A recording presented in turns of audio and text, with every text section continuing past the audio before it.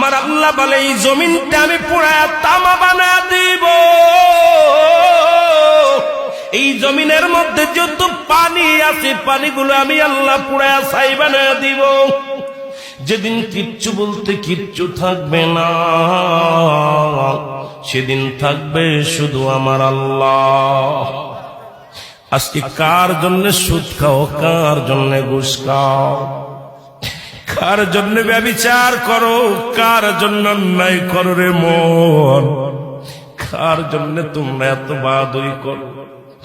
আরে আজকে একটা কথা বলতে গেলে কষ্ট হয়। এই জমিনটা আল্লাহ পুরায়া তামা বানায়া দিবে। এই জমিনের মাটিগুলো পুড়ে হবে তামা। এই জমিনের যত পানি আছে পানিগুলো পুড়ে হবে ছাই। এই দুনিয়ার মধ্যে কিচ্ছু যেদিন থাকবে না, ওই তুরস্কের কত বাহাদুর, কত টাকাওয়ালা মিনিটের মধ্যে 30 সেকেন্ডের ভূমিকম্পে পথের ফকির হয়ে গেছে, রাস্তার ভিখারি হয়ে গেছে।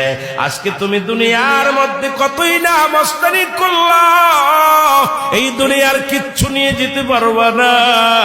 এই মুসলমান, 1 নাম্বার মানুষের মৃত্যু হলে 1 নাম্বার বিপদ হলো মানুষের মরণ, 2 নাম্বার বিপদ